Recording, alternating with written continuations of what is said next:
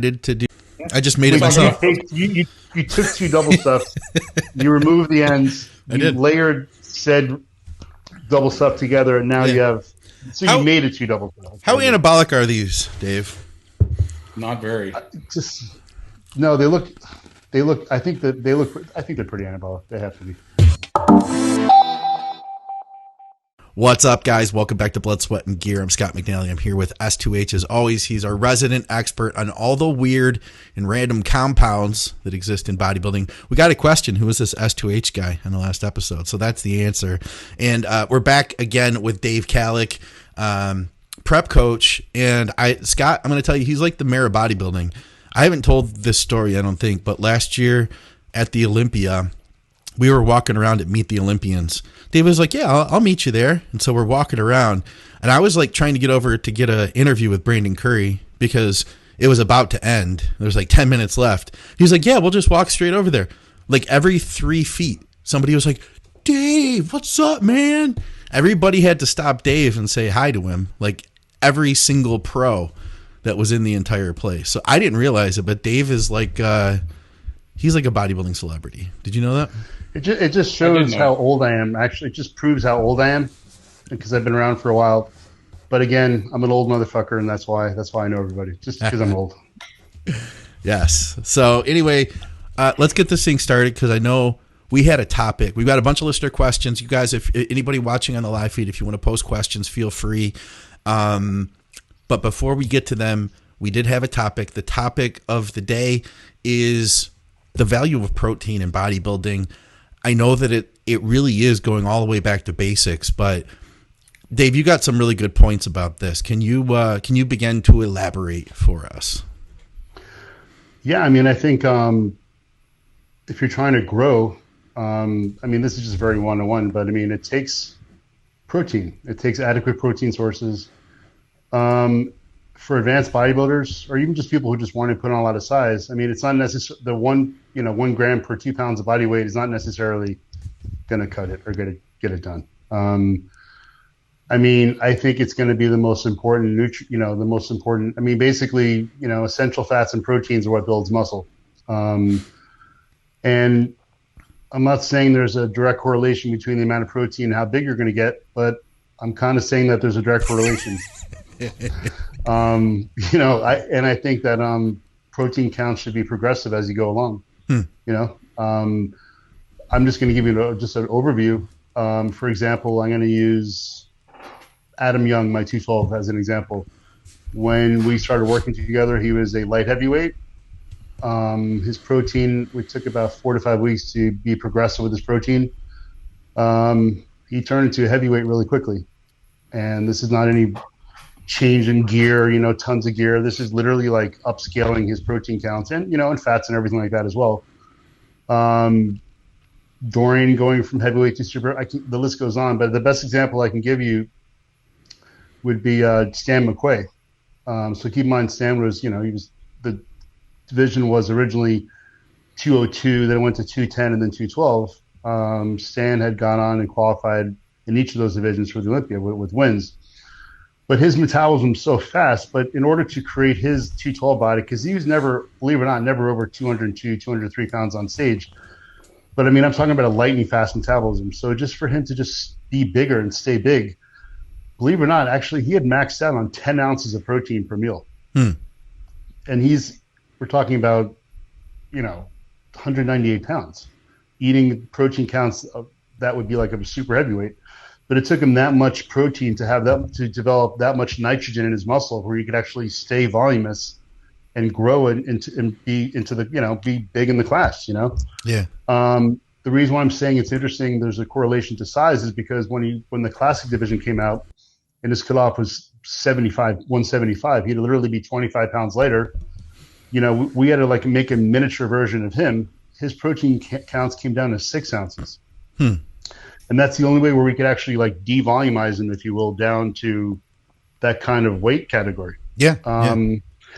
Very often people starting off season, I want to get bigger. And they said, okay, let me see what you're eating initially. And they're eating just 6 or 7 ounces. And these are people presumably heavyweights or wanting to get way bigger.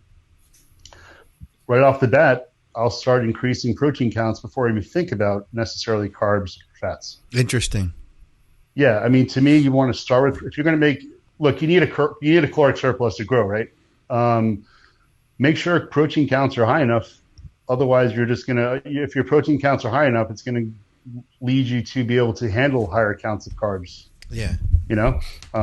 Protein is also more metabolically stimulating other compared to fats and proteins too. So, and this is just a very vague overview, and we can break it down more specifically, but yeah, that's my take on it. Let me ask you this. So let's say I'm eating like 5 meals, right? And then I decide, okay, I want to up my protein. Can I just eat a shake too? Would that be like honestly, yeah, in your opinion, would that be like a good route to achieve the goal of getting more protein in? Okay, now I get 50 more grams at the end of the night, I slam that shake. Or is it something that you feel like incrementally through the day would be better? I think it should be incrementally through the day. Okay. I'm not saying go and eat, a pound of protein per meal. I mean, some people actually, there's different levels of assimilation too. Some people can't, I wouldn't put, middleweight on 12 ounces of protein. It's not like that.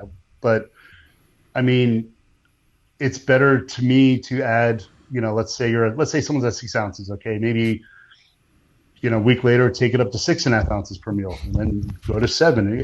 You can take some time to go to, let's say, 8 ounces. Let's say that's the goal for that particular person. Let's say we're talking about, someone who's, 180 pounds, and they want to become, they want to put on 15 pounds of muscle, and they're eating 6 ounces of protein. Yeah, I would have them come up to 8 ounces gradually, but I would do it incrementally. So that extra shake you're talking about, yeah, I mean, I would definitely, first of all, you're positioning like a hydrolyzed whey post-workout is great. I mean, that should be there for the most part as it is. I mean, although some people I have just eating a big meal like right afterwards, Yeah. But I mean, I would be progressive, like, then 7 ounces, then 7.5 ounces. And I would take maybe, 6-week period to get up to 8 ounces where the meal feels like how you were when you were eating 6 ounces. I mean, imagine like you build gradually, and then, the person should be looking at the clock for the next meal. They should be hungry enough. And I want that effect at 8 ounces the way they were at 6 ounces. Yeah. Yeah. Yeah. I've followed some of your advice with that, with my own protein. And then I've carried that on and done that with some clients and slowly, incrementally pushed it up. And I found that if I go too fast, then I'll see they'll start to take on like a negative effect at first. Like somebody who basically looks, they look a little tighter in general. They look good overall. And you see them growing, but then you add like too much in. Like say I took somebody who was eating 6 ounces, and then across the board we added like an additional 1 ounce to every meal. I've seen it happen where they've kind of like softened up and bloated a little bit, but then maybe in 2 weeks, then their hunger starts. Maybe their hunger isn't there as much, but then 2 weeks later, it's like they adjust. Yeah, it's like my analogy is like, you're building a campfire and you put kindling. There's kindling. When you're a kid, the adults build a campfire. Excuse my corny fucking analogy, but I use this analogy too. Yeah, then there's twigs you put on the fire. Then all of a sudden, the adults put these big logs in the fire, and the kids are like, "What the fuck? Where'd this fire go?" Excuse my analogy, but once those logs catch fire, in other words, once you metabolically pick up from the challenge of having extra protein, then all of a sudden you're less bloated, you're hungrier between meals, and that's what you want. I mean, when people are getting ready for shows, I mean, if they're getting leaner and leaner and leaner, by the way, that's a great time to be progressive with protein as well. Yeah. I mean, if you can upscale calories, if you can be progressive with calories while someone's getting leaner at the same time, that's the best position you could be in, because you're like literally growing into the contest. Like, that's how I view it. Yeah. What about I'll pose a question. I've got thoughts on it. This is a question that a client of mine had for me. She said, but what about when you get protein so high, then some of that is going to convert to carbs. How do you know how to deal with that? Well, she's right. I mean, for example, like if you're eating, here's the whole point. Like if you would have no carbs in your diet, and you're a male, let's say you're a male body or female bodybuilder, and you're eating, there's enough protein there. Like if a female is going to eat more than 4 ounces per meal, it takes up to 5 ounces. I mean, and a male bodybuilder is eating, 10 ounces, 8 to 10 ounces. there's gonna be gluconeogenesis from those proteins. There's gonna be some glucose production, absolutely. As a matter of fact, when we talk about people being on keto diets, bodybuilders, it's not really true ketosis. Yeah. Because you're kind of teetering back and forth between ketosis and gluconeogenesis. So if protein counts are high, and even though if you have fats attached to it, you want to call it a keto diet, I just look at it like it's a carb-free diet. You're gluconeogenic, tinkering back and forth from gluconeogenesis. That's how I look at it. But the listener question is exactly correct. There's going to be some translation into glucose, of course.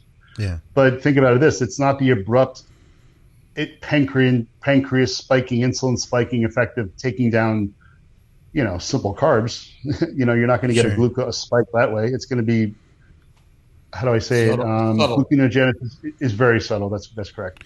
And you can use gluconeogenesis, like zero low carb patterns for days here and there, or a week to get you sensitive to carbs. Because you're not spiking. Yeah. So you're able to, and not only that, then now you're getting more food in, and like you said, you're not spiking as much. I imagine that increasing that protein, and I'm just kind of thinking out loud here for myself, that you're increasing food without having a negative impact on insulin sensitivity, really. Yeah, not the same you would if you were to add carbs. Exactly. Like, let's say, even the off season, I'll have someone who's like, if you want to use the word bulking, whatever, out of nowhere. And I think this actually goes back to one of these listener questions. Sometimes, like in the off season, out of nowhere, I'll just purposely, okay, your carbs are cut in half for the next week. Boom, to create sensitivity. Or I might even say, hey, let's go carb free for the next few days. I might put some fat to compensate, calorically. Yeah. But I do that periodically sometimes to retain sensitivity, so you can keep working with higher carbs. Yeah. I know it's kind of overlaps these topics, off season, but the goal off season, one of the goals for off season should be to retain insulin sensitivity. You don't want to be storing, you want to be growing. You want great response to carbs. You don't want to have some of it storing. So you want carbs to be broken down with protein, and you want glycogen loading in your muscles. You want to have energy for training. You want to have recovery. You want to have shuttling if there's insulin, but you don't want to have storage. Yeah. So sometimes everything going is great. I'll just say, fuck, for the next week, let's literally cut your carbs right down the middle. And then I see a really cool effect. It might come down, 4 pounds, whatever. But then the very next week, they get a really cool effect going back up again, and we can keep going. Yeah. Yeah, that makes sense. With just fats and proteins, you're going to maintain a much more stable blood glucose level. It may not be as optimal as you want sometimes, but much more stable.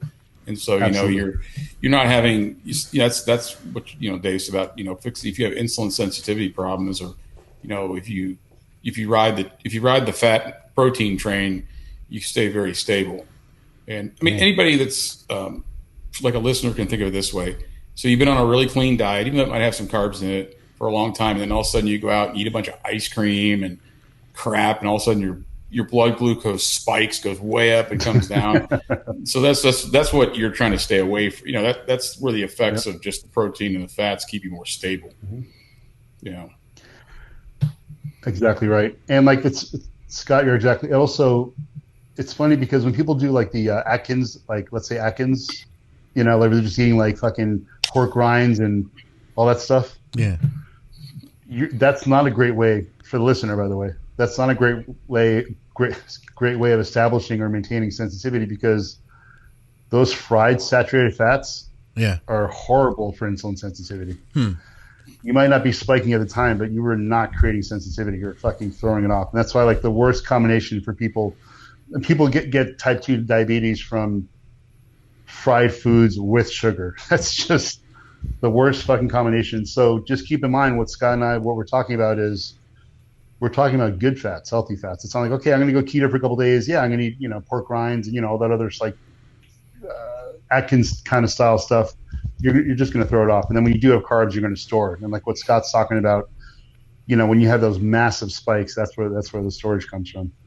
And yeah, with just fats and proteins, you're not going to feel like $1 million out of the gate. but eventually you do have the benefit of feeling glucose. Yeah, you feel stable, and it's kind of cool to have stable blood sugar when you're on tons of gear. Yeah. Yeah. Just feeling good, no, seriously, and then you go back on some carbs, and it's like, whoa, you get a cool effect out of carbs, and then you have a carb diet, and that gets you sensitive to just using fats and proteins. You can go back and forth, and you can translate that all the way through prep. So that's how I see it. Yeah. It's good. No, I wanted to talk about this because it's something that I feel like it's been something that's made a lot of sense to me in the last year. And I had been not as focused on so from 2017 till now, I spent a period of that time, like post show, competed at the end of 2017, November.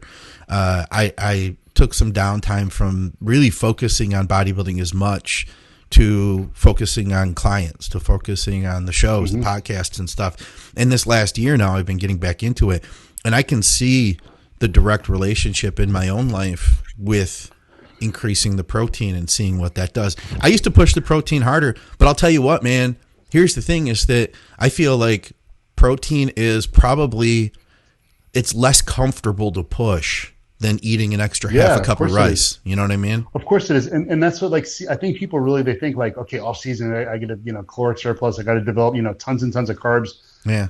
And so I think some people focus too much on just like how many carbs they can get in. Okay, I'm going to 900 grams of carbs a day. I'm going to use carb, all this stuff, and the protein counts, and they're wondering why. Now you can blow up and get voluminous and get way bigger on the scale quicker if you just eat, tons and tons of carbs, Yeah. Within, all that stuff. But as far as like actually growing more like raw tissue, you guys might want to evaluate your protein intake. Not to just like, okay, well, like you're eating 900 grams of carbs a day. Like, where do you go from there? Yeah. Do you push more? It's in the carbs.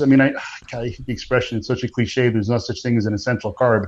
And I like carbs, and they're very purposeful. And so does Scott. We use carbs for our clients, both Scotts. But, progressive protein counts. The most massive bodybuilders in the world, for the most part, let me just tell you, they're eating a lot of protein. Okay. I'm not saying you need to be Kai Green and eat, you know what I'm talking about, Scott. You don't need to necessarily mean, like Kai, something like, 700 grams of protein. I'm not saying it needs to be like that, but man, it's really it's pretty one-to-one to really evaluate your protein count. You brought a point earlier about nitrogen. So you need protein for protein synthesis and for nitrogen. And you hear about, steroids, testosterone increases nitrogen retention. Well, you have to have nitrogen to retain. Yeah. So that's why protein is the key ingredient. So you can, if you're eating lettuce and taking gear, you're not going to get that much out of it because you have no nitrogen to retain. The androgens, exactly correct. You don't have anything to work with. So, that's a key part is having it. But, you can have, everyone's got, depends on your muscle mass, your size, metabolism. There's a right amount for everybody. But I like what Dave says. He likes to play with it and kind of like feel it out. And I like that too. You kind of go, hey, let's push it a little more, but maybe come back down. Yep. Let's see where we're at and see how people react to it. I think one of the things I look at is someone gets really gassy from a lot of protein. We either got to switch the kind of protein or maybe we're at a level where it's a little too high. Yeah. So if you're like the fart man, that might want to reassess it. Yeah, exactly. And guys, as you and gals, as you guys are progressing with the protein, proper pH, like gut pH, is huge, by the way. So, I'm really into the kombucha, at the very least, acetic acid, either from a couple tablespoons of apple cider. I know it's kind of like granola eating sounding stuff, but honestly, proper pH is really good. And also, if you're going to like these really high protein diets, lots of poultry, lots of fish, beef, and stuff like that, eventually the good gut bacteria, digestive flora, is going to be behind aggressively, compromising bacteria that's going to inevitably develop in your gut. So, man, probiotics, rounds of probiotics should be positioned sometimes. Things like fermented foods sometimes, like, kimchi, I know it sounds gross, or sauerkraut, or even pickles. Like, these are actually foods, if used in conjunction with a good probiotic round, and or like, again, I mentioned kombucha, like it's really great. That can really help you neutralize and I think work better protein absorption and tolerance. But Scott's exactly right. If there's gas going on, it's either it's too much of a high count, or B, exactly. Like some people, like out of nowhere, like, some people chicken. It's interesting. I find that with poultry sources, it seems like after a while, people just like reject chicken, Yeah. quicker. I think for some reason, and I think I'm not saying you need to eat fish all the time, but salmon, grass-fed beef, ground turkey, they might, you got to play around. That's why I mentioned protein combinations because, for simulation rates, but yeah, if you're really, really gassy, there's digestive issues, either A, back down, or revisit what protein sources and do a process elimination. I think that this ties right into protein combinations. So what would be, that would be one of the values then of combining proteins. Okay, so one reason why mixing, let's say someone has 8 ounces of chicken, like for some reason, just the amount of that amount of chicken all at once can be daunting digestively on the IG tract. Yeah. So why not you try mixing it? You try putting, let's say, 4 ounces of whitefish with 4 ounces of chicken, breaking up grass-fed beef. There's just different tools of playing around. It's kind of like a Rubik's Cube. So you want to look at, Scott touched on it, amount and types. Play around with it. Hey, what's going on, guys? Thanks for watching another podcast here at Think Big Bodybuilding Media. And thank you to our great sponsor, TrueNutrition.com, for making this all possible. TrueNutrition.com is owned by Dante Trudell, the creator of DC Training. He wanted to create a supplement company that offered high-quality, third-party tested supplements at a fair price. High-quality protein powders, just about every type you could think of. Huge variety of flavors, plus health and performance supplements. Check them out, TrueNutrition.com. And hey, if you use our code ADVICES, you directly support our podcasting. Thanks, guys. Let's get back to the program.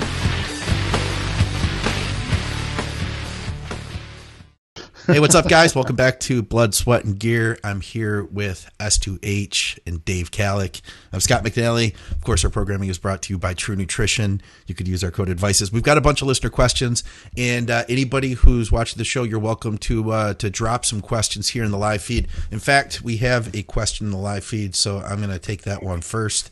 This is from Stefan. He says, I'd like to ask, if I'm going from blast to cruise, how do I adjust my AI during the transition from 1 gram of test E per week and 1 milligram of Arimidex every day to 200 milligrams of test E per week and 20.25 milligrams of Arimidex every other day? Should I slowly decrease the AI during 2 to 3 weeks because of delay of esters, or how should he handle it, guys? I mean, basically for the first 2 weeks before all those half-lights dissipate from the long, keep the Arimidex where it is. But then once you're at just 200 milligrams, obviously it sounds like your maintenance, your TRT, if you will, then it's my opinion that you would position 1 milligram of Arimidex only 12 hours after the injection once a week. I'm not into breaking up the testosterone shot into like 100. I'm into just once a week. It's a depot testosterone. 12 hours later, take 1 milligram of Arimidex, and then after 3 weeks, check your estradiol level like 2 days after that. Just get labs, see where your estradiol level, see what kind of estradiol level, see what kind of aromatase control you have over just 1 milligram of Arimidex 12 hours post-injection during TRT. Yeah, I would say the same thing. I mean, that's a lot of Arimidex, though. 1 milligram every day is quite a bit. I mean, if you need it and your labs look good, hey, go for it. But that's quite a bit. I'd say, keep the Arimidex the same for a couple of weeks. I'm going to kind of veer off from Dave's. We're going to disagree a little bit here. I find if you inject, when you go to the 200 milligrams, you inject Monday, Thursday, 100 each, you get better blood stability levels, especially if you're a person that struggles with estrogen control. You start having problems with it. And I like the same thing 12 hours after the injection, bring the Arimidex in. But I'd do the point. Man, if you're doing 1 milligram a day on 1,000, I'd say you probably need 0.5 on Tuesday, Friday, so the morning after the injection. But get your labs, look at it. I mean, I did a lot of blood work over the years with guys on forums, and we compared them and everything, and competitors, all this stuff. And I just found that 100 for most people, Monday and Thursday, brought more stability, not only in testosterone levels, but estrogen, brought a better balance to it. So, but there's people that take 1 shot every 2 weeks. Me now, because I can't remember half the time. It holds off pretty well. So, get those labs, check them out. If you don't know how to read them or anything, feel free to send them in on the show. We'll look at them. We'll talk about them, Absolutely. Absolutely. I started my cycle up. I was supposed to do 900 milligrams a test per week, Dave. But I'm only at 600 for the same reason Scott's only on 200 every 2 weeks. Because you can't remember. Because I forget. I don't like, honestly, anymore. I used to feel excited to do shots, and I don't like doing them anymore. I don't want to do shots. I don't want to start moving around to different sites and stuff. I just want to keep it simple. But I got the 600, and I started up some Ment. Trust me. There you go. I take my TRT injection is every Tuesdays. Every Tuesdays? Yeah, well, that's my day. Yeah. I had to re-recruit my wife to give me injections because I can't. My shoulders are so scar tissued up. I can't go there, and I just get tired of like you said, Scott. I mean, I'm like about as motivated as to run out on the road and get run over by a truck than take a shot. So I get her to do it. So I got one in the glute about an hour and a half ago, and I've got like a little bit of a ball rolling around there. I don't know. What do you think of Ment? Because I know, like, this is for anybody who hasn't watched the show before. This is where Scott shines, is when it comes to talking about stuff like splitting up your TRT or dosing AIs or weird compounds like Ment. Ment's gotten popular in like the last 2-3 years. It's hit a stride again. It was real popular when it was legal too. Yeah. Yeah. But which one are you talking about though? I'm using the injectable. Yeah, I'm using the injectable, the long acting, the enanthate version. I mean, I think it's a good compliment to what you're using. Mm-hmm. I'll tell you this: some people that have blood pressure issues, I'd stay away from Ment. Really? Why? Yeah. What does it do? I don't know if it's hard on if it has problems in the kidneys with the arteries, but it tends to. It's kind of similar to any of your really hard androgens that people tend to have that have BP. Yeah. Let's say you run high normal blood pressure normally. Yeah. You start taking Ment. You start taking Tren. Some of these no esters exactly. that into the bloodstream quickly. Halitest and things like that. You start running into some BP issues. I'm going to say it's probably kidney related, most likely. But for you, I think, if it's good, it's a pretty clean drug. You're not going to get, you're not going to get a bunch of conversion out of it. Yeah. I don't think there's anything worse than taking steroids if you have to take a ton of AIs. I think that's an alarming thing right there. If you're having to take a lot of, especially your Arimidex, and I'm not knocking on the questions that's earlier, but if you have to take a lot of Arimidex, try to get Aromacin first, or your doctors will do that. Not a lot of them will. But the negative effects of Arimidex are pretty severe. You're not going to get that same LDL HDL problems with Aromacin as a suicide inhibitor is safer. I asked the question here. I said Ment dosing. I put this on Facebook or Instagram stories to see what people said. I was like, Ment dosing, what do you guys suggest? 100 milligrams per week or 200 milligrams per week? And it's like split down. Oops, there we go. Split down the middle. Literally split down the middle. 200? I'm going to do, I think, 100. I think I'm just going to keep it at 100. Good. I'll keep it at 100. I think I'll see how it works. And then I have some really good Anavar, so I was thinking about adding that into the plan. But I wanted to get this rolling first and see how that goes. I think it's a good icing on your cake. Yeah. If you want to put it that way. That's carbs, by the way, Dave. Icing cake. Yeah. All right. I figured people would want to hear, though, a little bit about Ment. Well, better off you're using the enanthate version, because the quick acting one, it's a little tough. It won't do anything. These Scott mentioned the no ester steroids. Whether it's Tren no ester, test one, all it is, it doesn't matter which one it is, whether it's Tren no ester, test no ester. All it is just a rush of androgens for like a 90-minute period. It'll make you stronger, spike your blood pressure. You're not going to build any muscle from those compounds because the half-life is just not around long enough. There's no receptor binding enough, androgen receptor binding or acknowledgement where you're actually going to build muscle from those no estrogen steroids. And they sound sexy on paper. Dave, you're not a young guy. I'm not either. Remember suspension days? It's like, bang. You sticking needles in you all day long, Oh yeah, suspension's different because that's just basically just raw androgen. And we took suspension, Scott remembered, you blow up, like, yeah, it makes you bigger and heavier and stronger, like, of course, like right then. But I just mean, but that's just different. I mean, but as far as like, but even with the suspension, the test suspension, I think it gives you amazing volume and strength while it's in your system, but I don't think it's actually going to build tissue the way like a long esteroid steroid in the background, because I think it has to like it has to just lay there for a while. Just like, I mean, I know it sounds very old school, but like, just like, to me, 700 milligrams a week of test propionate is not going to build muscle the way 700 milligrams of an anthate would or cypionate. I can't be convinced otherwise. Because you need there's something about you need conversion. You need conversion. Is part of it. Exactly. Yeah. Like, in other words, there has to be an aromatase. There has to be that activity going on. I mean, that's what creates, and that's how you get more finished DHT too. I got to tell one suspension story. It'll be short. All right. So I was doing suspension like crazy. So like shoulders, quads. So I started doing my traps. This is when I was really lifting heavy. So I stuck suspension it was on my left trap.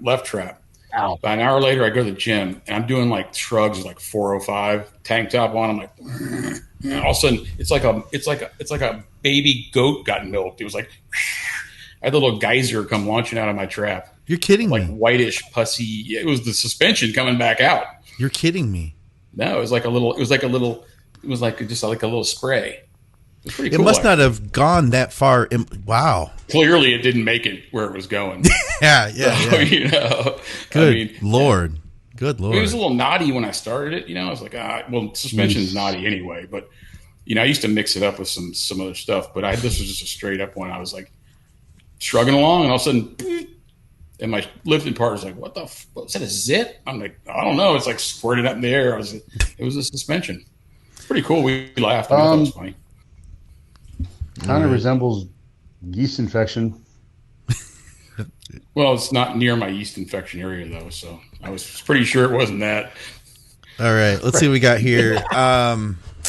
We have a Slayer question actually. Slayer from Bob Brown. He has two questions. I'll start with the fitness related question, then we'll go to the Slayer question.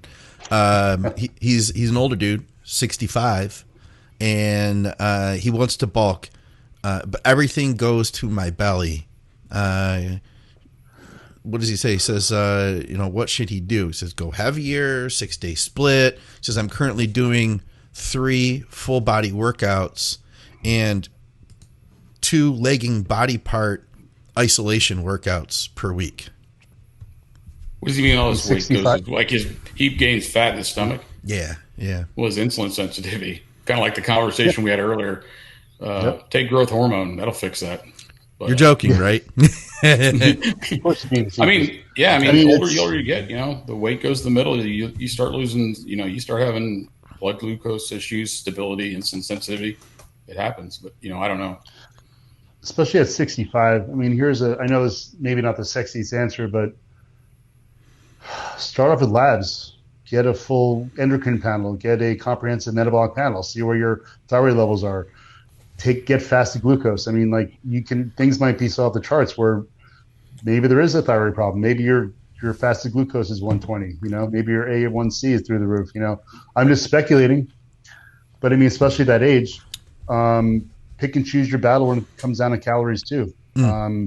Maybe you do need maybe to get a caloric surplus. I know it's like the broken record with using fat sometimes calorically in place of tons of carbs, but you might have to reevaluate, per our discussion earlier, your sensitivity. For me, Scott, sounds like right off the bat, it just screams like a loss of sensitivity issue.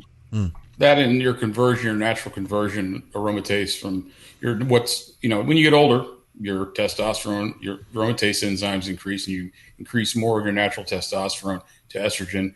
In men, a lot of those receptors are in the stomach area, so no doubt.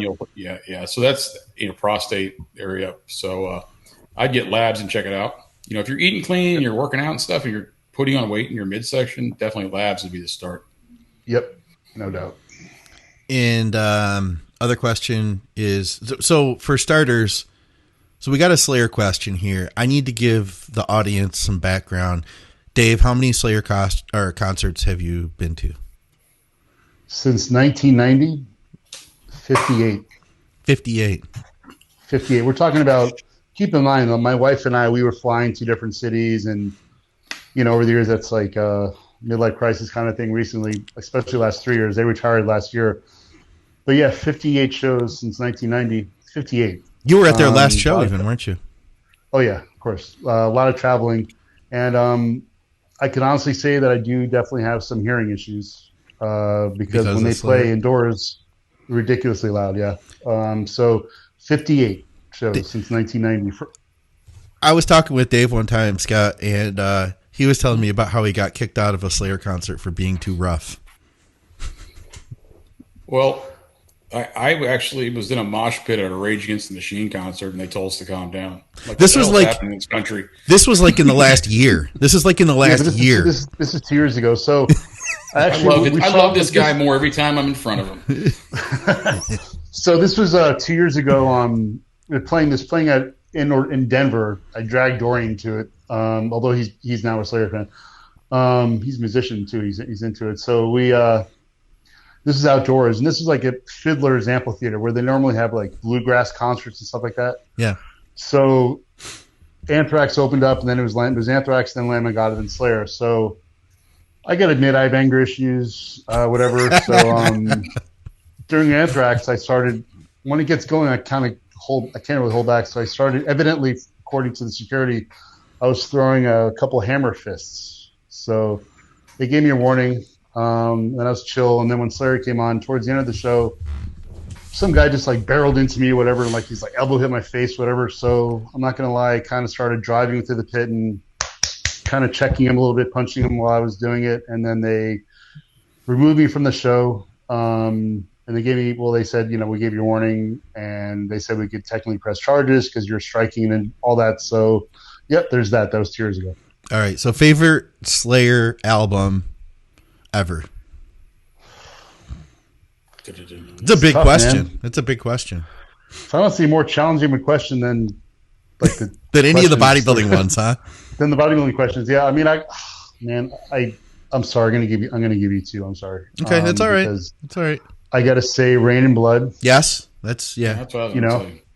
Yeah, I mean, you can't when that came out in 1986. I mean, first of all, just that had to be delayed for a couple months because there was legal issues with Rick Rubin and exactly, and there's because they're the various sacrifices that were being made to release the there's album. Also they were talking about, so they thought there was because the song Angel of Death talks about Joseph Mengele and the Jewish Defense League, where they were upset about that, and so just the whole app alone of that, just how it was just couldn't be released right away. And then when that came out, that album to this day, I mean, it hasn't been duplicated as far as intensity and speed.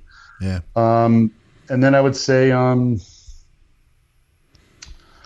let's just put that as number one. Okay, fair enough. That's their stairway to heaven. That's their meat and potatoes right there. All right. So we'll get into a little bit of insulin and growth hormone here. Betsy's hanging out with me, scratching her collar. This is from Ryan Charles. He says, through the years, we've seen mutant and Bass Killer. It's Bass Killer. Is it Bass Killer? Yep, all right. It's Bass Killer. Post on he was he did the that was old school, right? He did like an insulin thing. He did a trend pellet thing, didn't he? He's done a lot of things. Yeah, I remember him now. Importance of injecting timing with insulin and growth hormone. How much does it really impact IGF levels as a whole in the big picture? Okay, wait, first of all, he injected the pellets, the trenbolone pellets, like for cattle under the skin? No, I think he talked about the recipe for. Can you put the question back up? Oh, for converting it. Yeah. I'm really going old man here. I can't read it. Huh? What? I just those glasses, man. Yeah, so you remember that back in the day, like the first time that I ever ran Trend. This is going to be something that like anybody who's new, anybody who's from the Instagram era does not know about. You used to buy Trend legally in the you get like this little plastic cart of pellets, and each little strip would have like a dozen little yellow pellets in it. And you take a what do you call it, a paper clip, and you'd knock them all out of there, and you'd put them in a vial, and and then you'd put your solvents in there, and you dissolve them, and then you put them through like a coffee filter, and then you put these other solvents in. The days of old. And then you would inject it into your body. That's how you did Tren. And it was like literally, it came out to like you would end up getting like a big, I want to say like 20 milliliters of the stuff at 75 milligrams per milliliter for like $40. That's my story. Yeah, if that. Yeah. And don't put it on your skin. No. Or you'll be yellow. Yes. So what do you guys think here? As far as using growth hormone question. Fast killer. Oh, okay, yeah, okay. Take it away. Is there a direct correlation between using growth hormone with insulin to create higher IGF levels? Is it gonna matter? On your timing? If you have insulin in your system, with growth hormone, your liver will produce more IGF. Okay. I think they complement each other very well. Dry. Yeah. Yeah, that's really the whole effect of it. I mean, I know this sounds very one-on-one, and like, sorry for the listener. Sometimes when, let's say, Scott and I, or either Scott's, when we answer your questions, I know sometimes it's not, again, the sexiest answer you want to hear, and I know it's very blunt and frank and cut to the chase sometimes, but that's just how we like to talk about it. Because there is only one good Slayer album. There is conversion to IGF. Your IGF levels come up. But if you use insulin in conjunction with it, you're going to get more of a profound effect of that hormone. Let's see. I'll go back over here to the questions that came in on the feed. More insulin. We'll skip that for now. We'll come back to that. Oh, how about this? Another PED question. PED use for the average guy likes to lift heavy and look good while doing so. Here's one thing I'm going to tell him. I don't feel like there's much need for cosmetic drugs that you would take at the end of a contest cycle like Winstrol. I would much rather, if you're going to do a cutting cycle, for instance, as an average guy, here's my thought. This goes to, like, because I work with a lot of people who are non-competitors that just want to look like they pretty much are the best that they can. They want to look great in the summer or whatever, when they cut down. They're working hard, but they don't feel like getting on stage. There's certain drugs that you can only take for like a limited window, Either they're a pain in the ass because you have to inject them constantly, or they're going to be really liver toxic. Instead of like no real reason for Halo, for instance. But if I was going to do like a cutting cycle, then why not use like a Mast E versus a Mast Pro? And that way, just bam, you could do that for like 10 weeks straight, and you could get that effect for that extended 10-week period. And if you're in shape by the time you start it, you're going to look good for that whole time versus, just slamming something for 4 weeks. It's like, Yeah, I think a lot of the people and they make a mistake in the off season. They use there's no need to use trenacetate or masterone propionate and oral Winstrol in your off season, just because again you're gonna have more cosmetic hardness or look cooler in the gym. I know that sounds like kind of grumpy old man stuff, but you're better off, honestly. They're used to it. Don't worry. Yeah, exactly. Just, pay more attention to your diet. I know this sounds very generic.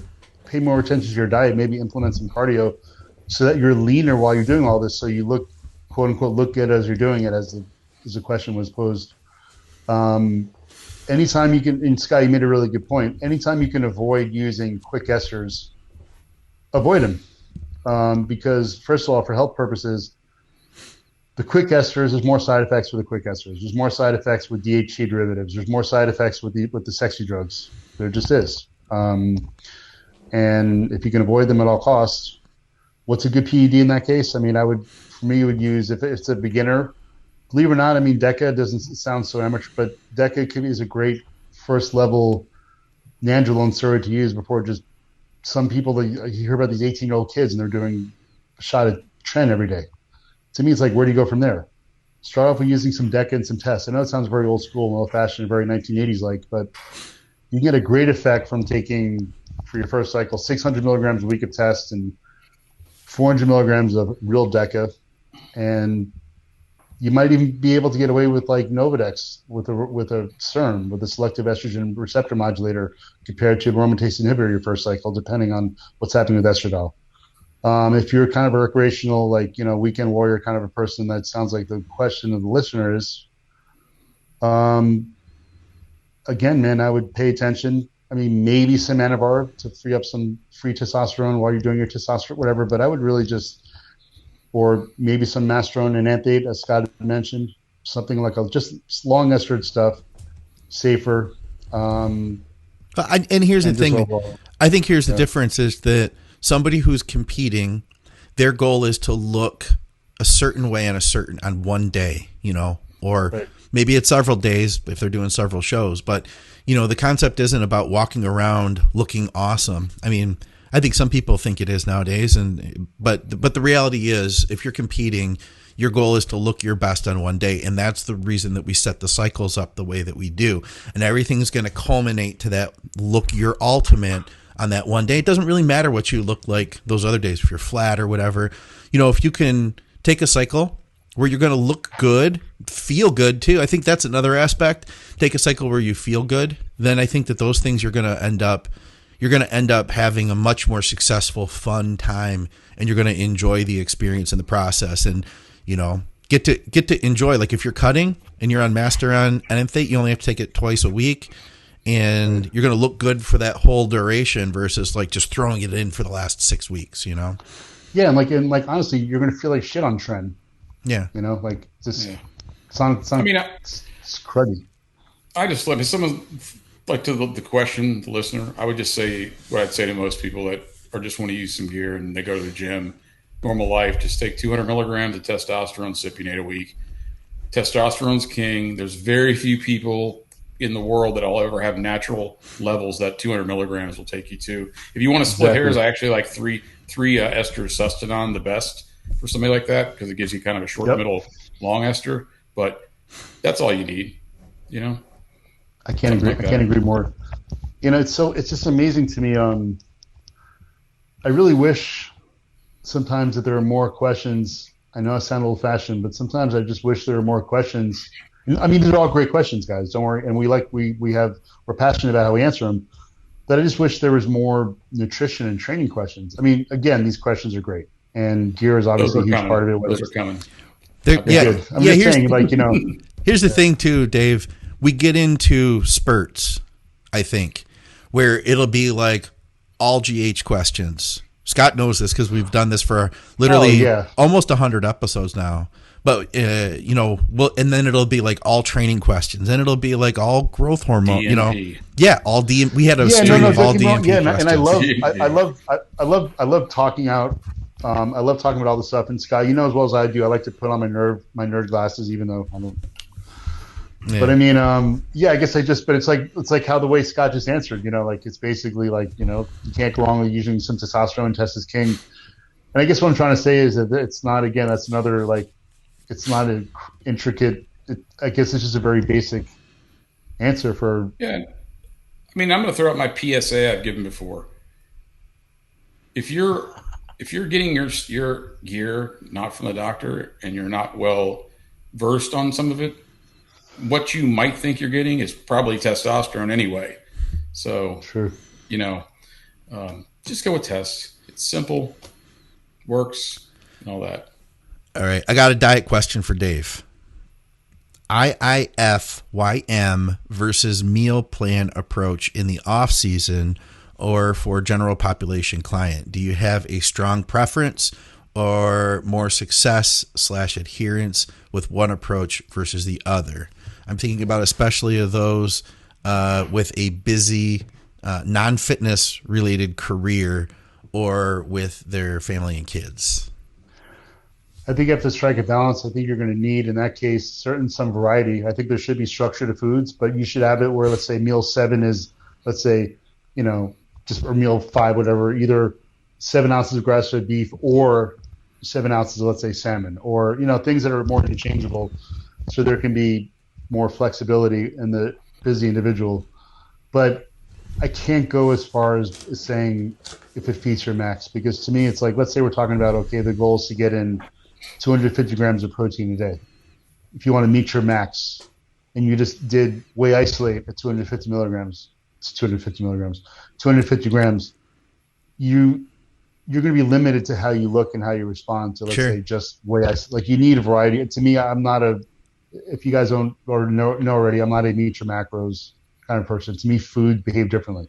Yeah. Almond butter behaves differently than avocado. Chicken to me behaves differently than fish. Sweet potato behaves differently. So it's really, I'm very much into, that's when I put together food patterns. There's purpose to the foods, but someone like this, who's not necessarily wants to be tied down to a fitness lifestyle or is busy and dropping the kids off, at practice and it's hard to run around there to keep one sane, but also to make progress. There has to be flexibility. I mean, there could be in the morning, let's say, oats or Ezekiel bread, or cream of rice. So you have options. You have options. Yeah, there should be options, but specifically, like, not just 50 grams of protein here with 25 grams of carbs here. Like, have structure, because then also with structure, you have a point of reference. Yeah. Let's say you're trying to figure out what's bloating you. Like, I'm recommending that there should be flexibility, but yet enough structure where there's a point of reference, or you could actually start swapping foods out and being like, hey, I feel better after I eat chicken later in the afternoon. You want to keep notes, So again, even someone who's not necessarily tied down to competing or a specific fitness goals, who just want to basically have an overall goal of just being in shape, whatever, this and that, like, pay attention to foods, have a variety, let's say almond butter, although foods behave differently, use different foods.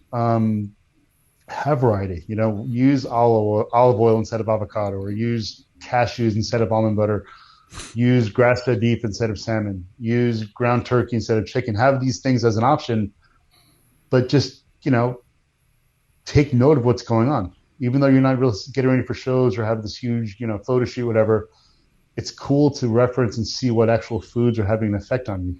Yeah. Yeah. So have flexibility. Yeah, I think that but there's more. But I'm just not into the meet your macros. There's more progress, no matter what.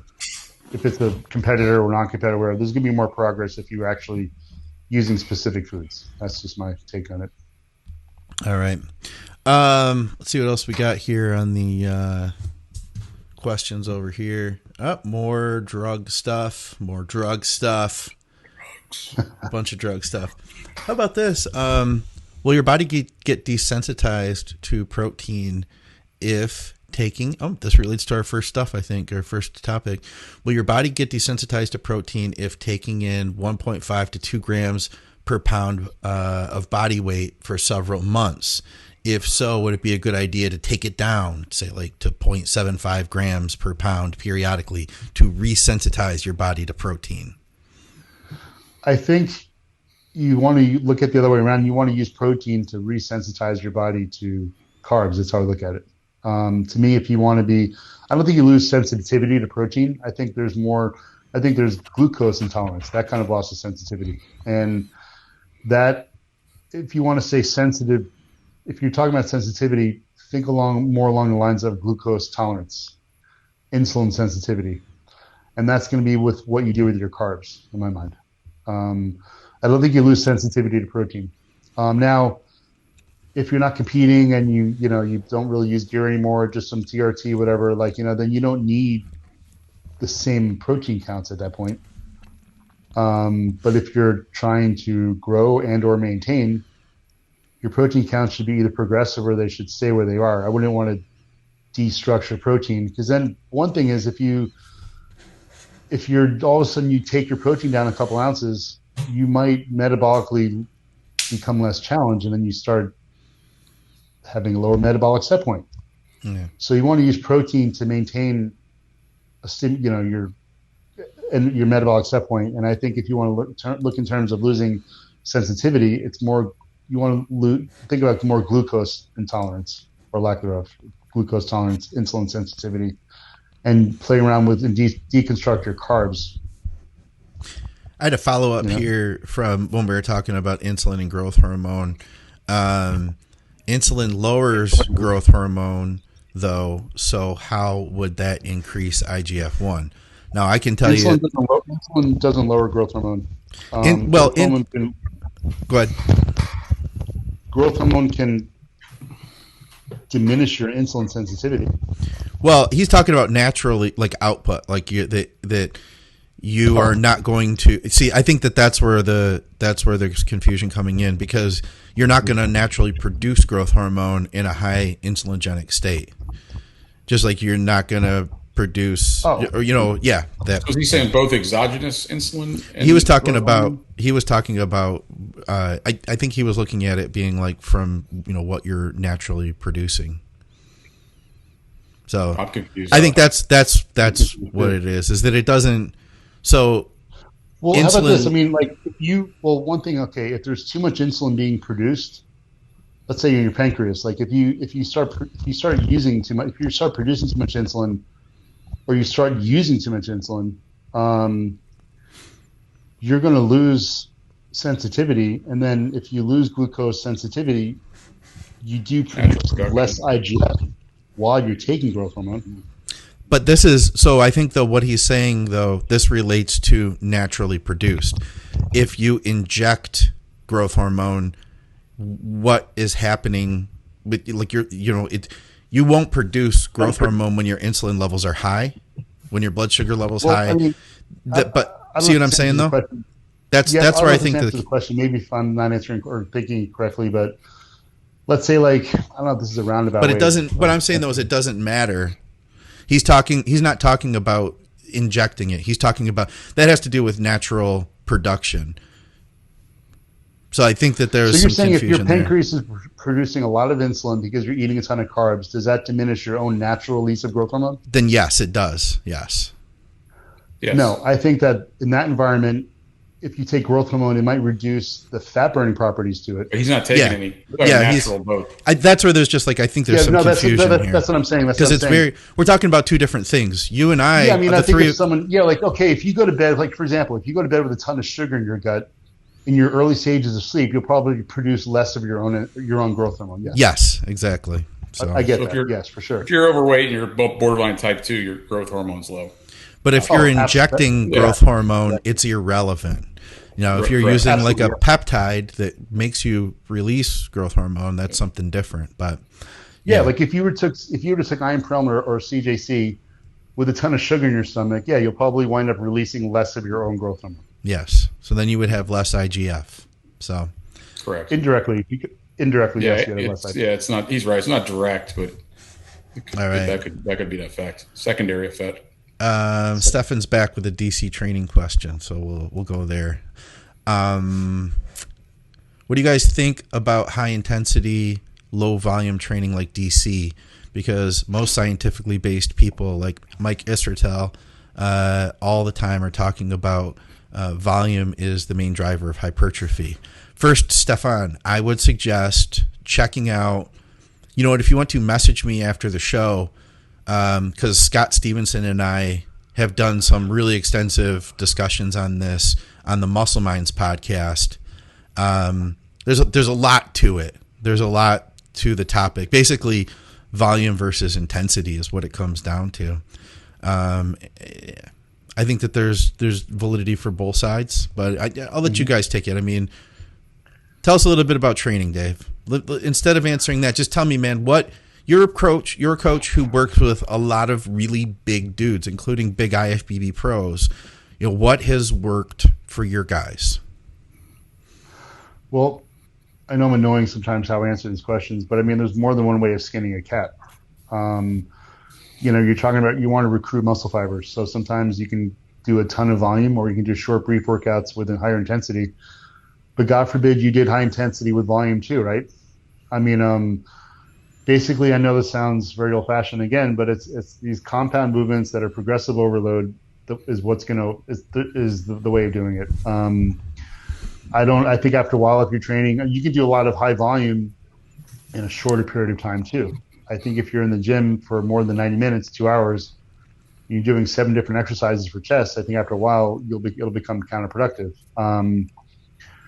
The analogy of, and then with higher intensity, shorter volume, to me, you're probably going to overall going to see more of a growth response. And it's harder. It's harder to do the same amount of workload in a shorter period of time.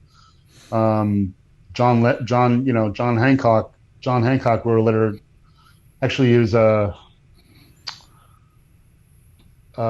Ben. Fuck. Just please edit this out. That part of We it. don't edit. It's live. It's live. It's live. We'll move on. Can we move on? I've got an example I can give you for this question. Yeah. So, and because I've had this asked before. Okay, so let's take a world-class powerlifter and a world-level bodybuilder, roughly the same weight. They're on the same cycle, similar food, but their training is nowhere near the same. Who's got more lean muscle tissue?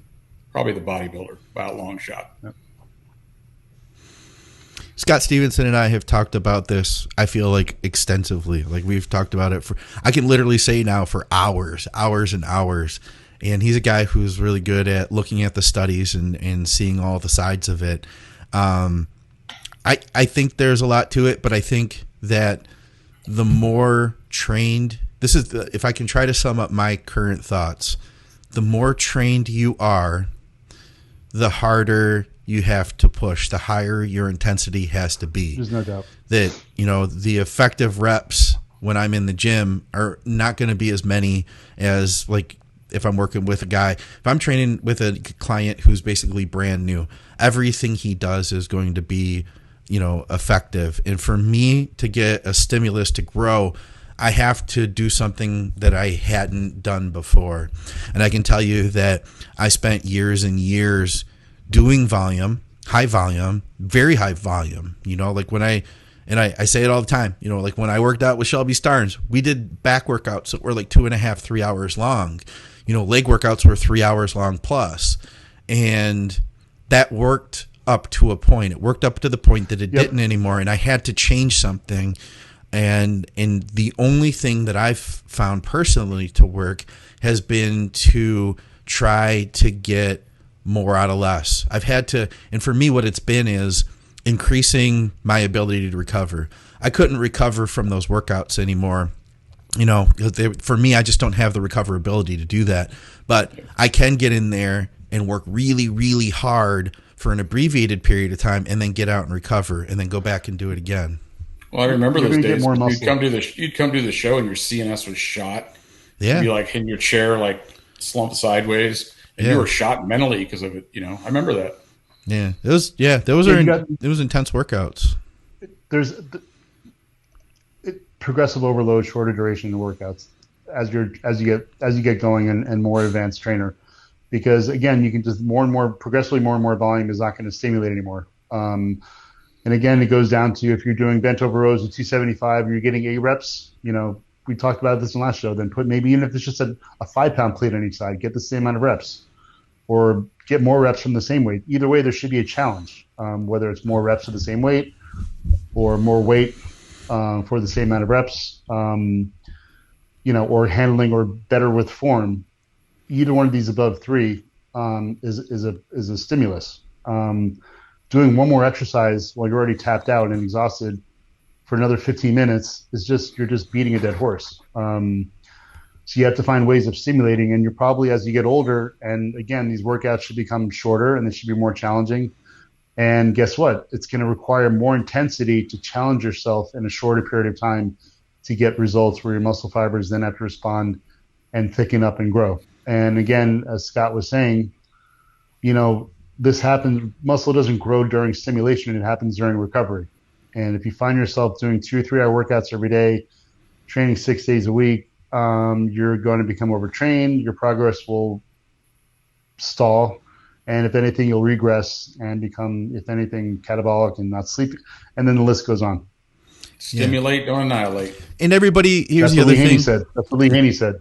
Here's the other thing too, is everybody is going to be unique. Scott Stevenson had shown me a study where they had people who were doing like a particular high volume routine, and you could see like these, 15 different people. You could see them charting where some people were doing better. Some people weren't doing good. Some people were doing terrible. And then after they stopped, then they bounced back. It's like, it's all a matter of, figuring out what works for you. I wish that there was like a study that would give us the answer. But I think that at the end of the day, and I think this is one of the reasons that people who have a lot of experience get really passionate about it too. And they're like, no, these studies are wrong. I don't believe in studies and stuff, because it's like, there's the evidence we have of spending a lifetime in the gym is valuable. It's like you've seen so much, and it's like, just because this piece of paper says this, it's like, and then the other thing is that there's so many different flaws to the studies too,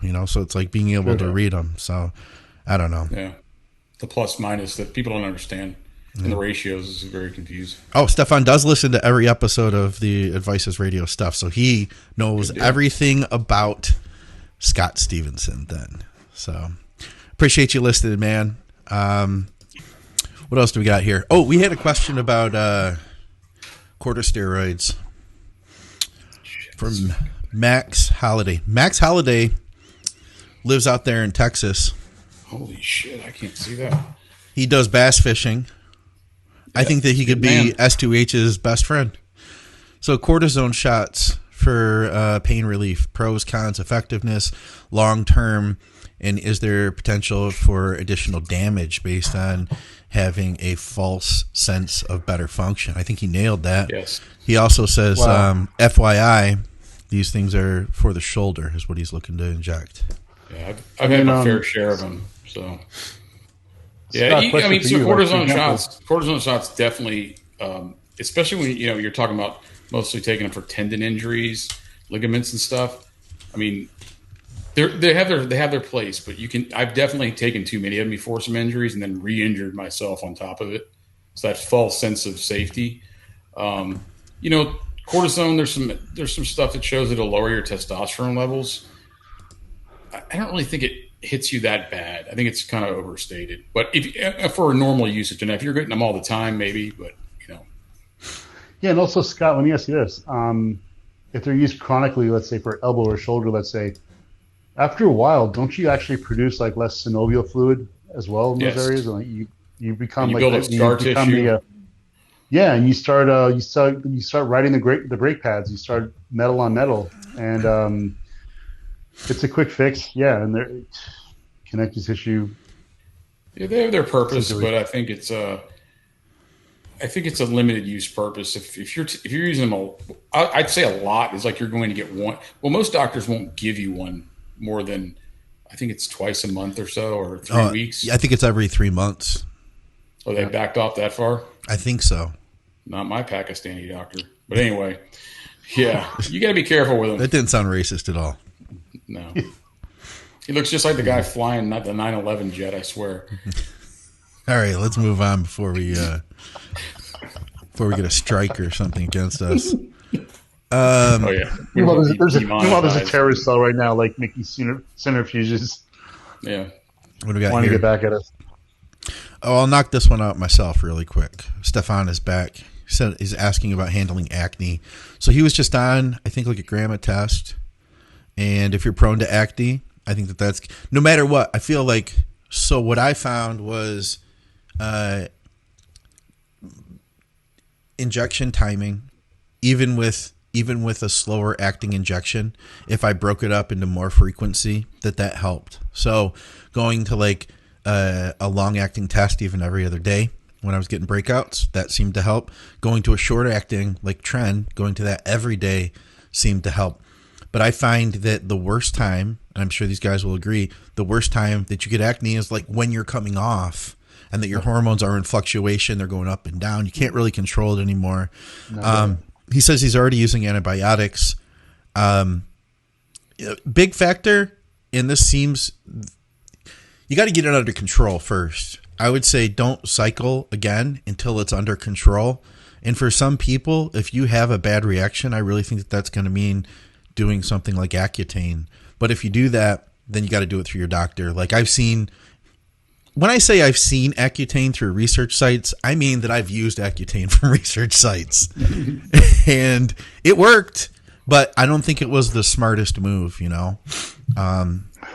It's a harsh drug, but it definitely, for somebody who's very prone, it does work. I also feel like, tell me if you guys can relate to this, I feel like I'm less sensitive to side effects as I've progressed using gear over my life. Yep.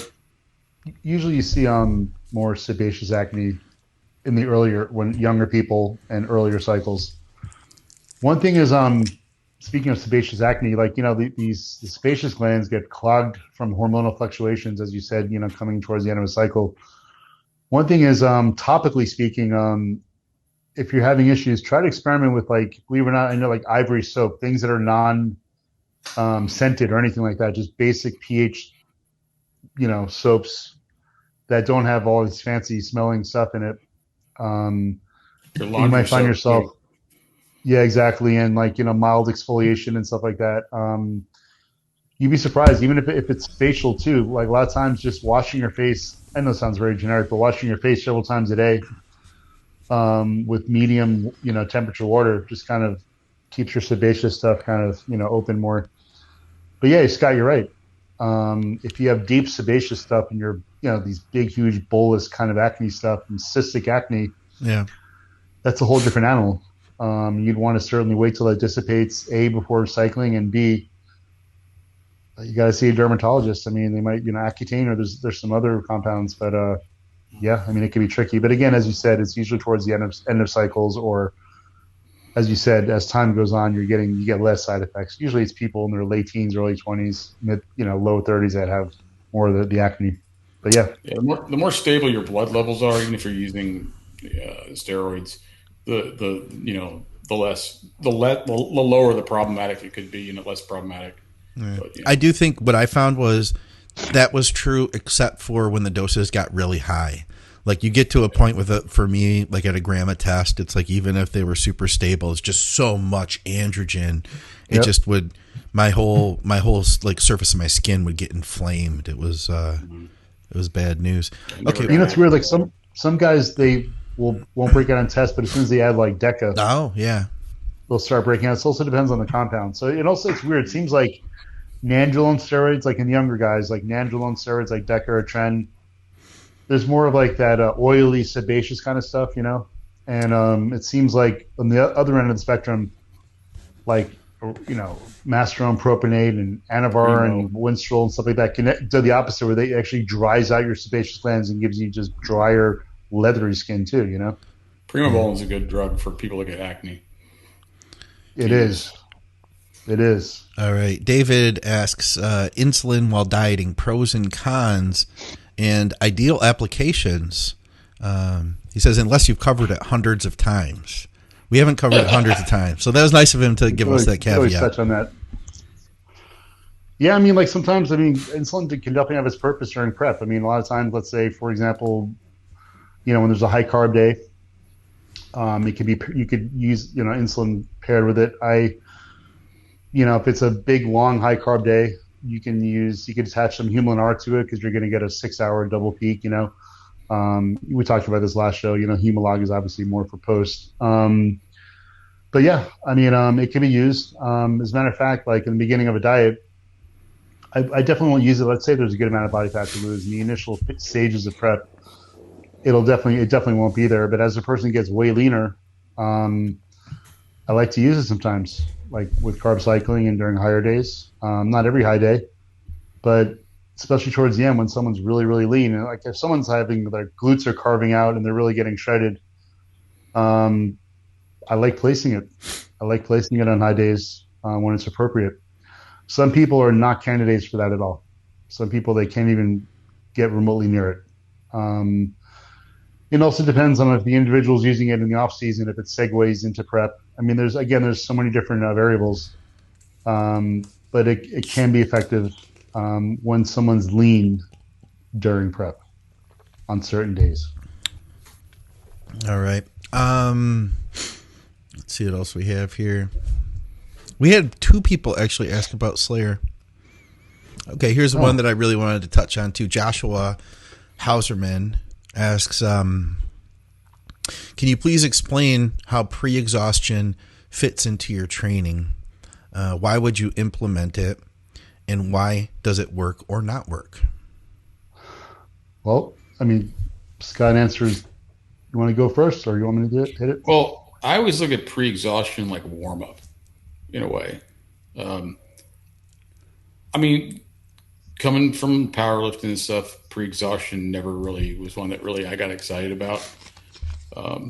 Because it takes away. But you yeah, know? I mean, I think that I like to just say when people say pre-exhaustion, I have to figure out if they're just talking about warming up or they're really talking about pre-exhausting the muscle. So if you're going to do, let's say biceps, are you going to do 4 sets of 20 with a 60-pound bar? Is that a warm up or a pre-exhaustion? For most people, it'd probably be a pre-exhaustion, depending on how long the breaks are between the sets. Or are you going to grab two 30-pound dumbbells and do, 2 sets of 15 or 18 and take 30 seconds in between, then get into your workout? So I like the warm up part. I don't really like the pre-exhaustion where you're really just, using high reps, lower weight, to kind of exhaust the muscle. I mean, there's probably a place for it in some ways, but I'm a big believer in even cutting for a show, train the way you've been training all along. The old way used to be like jump your reps way up, and I don't think that works very well. So I'm not a big pre-exhaustion person. There's a direct correlation between how the way you train and how your muscles look. And Scott made a point. A lot of people make them say, okay, it was pre-contest now, so I'm just going to go really super high reps, whatever. But that's different, though. He's talking about... No, but getting to... No, I get it. That's the point. Okay. My point is that I think, like, some guys have these, like, gigantic shoulders, and they do chest, and their shoulders, their anterior delt takes over in the movement first. Yeah. So sometimes, let's say, doing, like, pec deck or cable crossovers first to, pre-exhaust, where you're actually contracting your pecs, and this way there's blood there. And then you go to the incline barbell press, and then, of course, if you're positioning yourself correctly, and you're trying to eliminate your anterior delt as much as possible anyway during the movement. But then when your pecs are, like warmed up and there's blood in there, the concept is that then your pecs will move the weight more as opposed to your anterior delt taking over or wanting to take over. Maybe let's say someone has great posterior delts and great anterior delts, but their medial delts are lagging. Then when you start off shoulders to hit, you hit lateral raises first, target your medial delts first, and then go on to your pressing movement or an upright row, whatever. So I think there's a time and a place, but I think Scott was saying there might be some warming up, whatever. But I think people, get warm, get right to the compounds. Yeah, and that's a good point because why would I want to pre-exhaust my chest? So I'm doing chest, so when I go heavy, I'm going to transfer that weight to my deltoids, in my triceps, my lats, and everything else. I will disagree with both of you. I'm going to disagree with you guys. We're right and you're wrong, but go ahead. I was one of those people where, well, first of all, when I first started training, I can't say like, I had shoulders, but no delt, no chest. I didn't have any muscles at all, But then after the first year or so, I started growing muscle, and I ended up not having a good chest, but my shoulders grew pretty well. And it's because I was pressing, with my shoulders. Everything I did, all my presses were shoulders. And I ended up doing my first show, and one of the things I wanted to do after that was bring up my chest and my back and my legs and my shoulders and, everything. But what I did, though, was I started pre-fatiguing. And this is another one. Scott Stevenson and I did a show on this. Now, if I get right into it, then, and I never change to that, like say like I warm up and then I get right into it, then I'm just going to keep doing what I've always done, and my shoulder's going to keep taking over, and then they're going to get tired and that they're going to fatigue, and then I'm going to finish the set before my pecs really got fully activated. So if I get in there, and what I started doing was I started doing pec deck out the gate. And at the time I did like 5 sets and, did like 16 reps, 14 reps, 12 reps, just like working up, pyramiding up. Now when I do it, because I still do it, now I just use as heavy as I can and do like one all out set with hard squeezes. And like, I really blast it. And no, I can't do as much on my chest press when I do that, but my chest gets a lot more activation, and I can take it to failure a lot better. So for me, it works. No, I agree with you on that point. You can also do, let's say, as I mentioned, the medial delts lagging. You do medial delts first before you do a shoulder press, or some people when they do rows, barbell rows, T-bar rows, they use their brachialis, they use their arms too much when they're pulling. Yeah. So to do, let's say, a pullover, like a Nautilus pullover, or where you're really upright, and you're doing a close grip pull down, and contracting like prior to doing your rows. Yeah, your erectors, rhomboids are stimulated so that when you do row, let's say your arms are not as involved in your brachialis. Yeah, so I mean, there's definitely time and places for it. And the way you mentioned it, it was good you did that. That's where I would put it. I wouldn't do it just to be like, hey, I'm going to try this for a while. But for me, no, I get it. Yeah, like I have this guy that just came over here, 29-year-old kid, big kid. He reminds me of like the way he's built is like the way Ron Partlow is built, like the 6 foot kind of guy who looks, 6 foot tall, wide, thick structure, bone structure like Ron has, and he's got great shoulders and he's stronger. His overhead press, I can't remember what he said, if he does like 125s or something, but then on his incline press he does like 120s. So it's like at the most.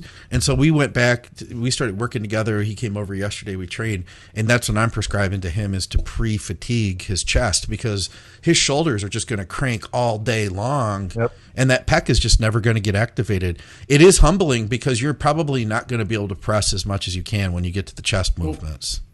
I'll ask you this: when he lifts them again, look how flat is his back on the bench when he presses. And I bet you it's flat, real flat. Yeah. What I really looked at was where his elbows were, because his elbows because if your back's flat, your elbows are going to come out. Yeah. You mentioned that in the last episode. A little bit. Yeah. You press with a very flat back. We talked about it. I think if you squeeze your rhomboids together and arch your back a little bit, yep, and got your lower back just a little bit off, you would get more chest. You get more pec, and you keep those elbows in more. I do that on the what do you call it? The barbell press. I pin my traps against the bench, basically. Yeah. I find that does help. That makes sense, because kind of what you're saying is you're arching your back, you're pushing your chest out. Called the wedge. Mm-hmm. Yeah, that makes sense. I'm not a powerlifter. Then you'd have to go from like 150s to 200s or something, because you're up to like 150s now or something, aren't you? I don't think. No, not quite that much. I think I do arch more now, honestly. Yeah, a little bit. I was watching you on Instagram. I was daydreaming. Did you see my new set? I've seen it all, baby. You get my likes. You know it. You get my likes. Scott messaged me. He was like, "Hey, just to let you know, I'm going to be leaving Facebook soon." I'm like, "You never post anyway." I know. I'm just going to leave anyway, though, because I hate Facebook. Yeah, Scott has a Facebook. I actually sent you a message on Instagram one day. Yeah? Not too long ago. Okay, let's just jump straight to it then. What do you got for Dave, Scott? We got the Ask DK questions. You get 1 minute. It's the Mad Minute per question. Ready? Oh, boy. Ready. What is one supplement being either PED or just any kind of regular supplement that you use or put into plans that listeners would be surprised by, and why? Ooh, that's a good question. If you guys have any sleep issues, magnesium, 500 to 2,000 milligrams with your last meal. I'm really huge on magnesium. Also, just for cardiac realignment, and there's other issues for some people who are constipated. Like magnesium serves a lot of purposes. So I'm actually really big on magnesium as well as zinc prior to bed. And I think that you want to make sure, like I go between 500 and 1,000 milligrams of magnesium and 50 milligrams of zinc a day for a million trillion reasons. I just think that is a huge importance. And so many people have magnesium deficiencies. A lot of steroid users have magnesium deficiencies. And good one. Oh, your minute's up. Did we lose him? We lost him. His minute is up. I guess that was it. Bring him back on. I got more. Yeah. What happened there? That was a quality question there. That was a good answer. I thought it was too. Oh, there he is. Hold on. We're going to bring him back in. Dave Kalick is joining. Let's see. We're going to bring him in here. What happened to you? Sorry about that. What happened to you? Shit just dropped out of nowhere. I don't know why. All right. Ready for question 2? Yep. Best rear double bicep, Dorian Yates, Lee Haney, or Flex Wheeler? Dorian Yates. Rear double. Keep in mind, I like flex. Man. You keep it wrong, but so much of what made up that rear double was The a biceps. lot of oil sites. Yeah, and like Well, I to didn't this go- I day, didn't wanna know I'm that. a big Dorian. Yeah, Doran, Haney, or Wheeler? Dorian. I'm gonna have to pick Wheeler with a rear double. But Ooh, we got a. I'd actually take Haney and Wheeler over Doran with a rear double. So, Really? but that's yeah, I think I just like it's an aesthetic thing too. I think so. No, that part of it is it. what it is. That part of it. Okay, number 3.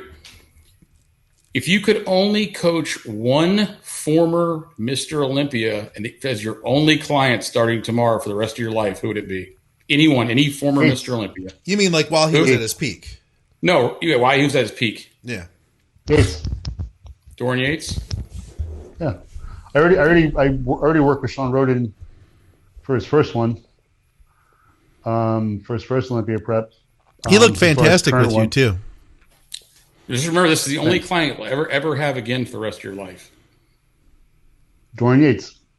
You're talking about former Scott, Mr. what's your Olympia. pick? Who have been Mr. Olympia. Man, I don't know. That's a really good question. I really don't know. I can't answer Flex that. Wheeler. I like Flex Wheeler. So Yeah, but you never Flex wait. Wheeler guy. Former Mr. Olympia or former just Olympian? Oh no, former Olympian. Yeah. Okay, gotcha. Yeah, because Flex never won it. Although it's crazy.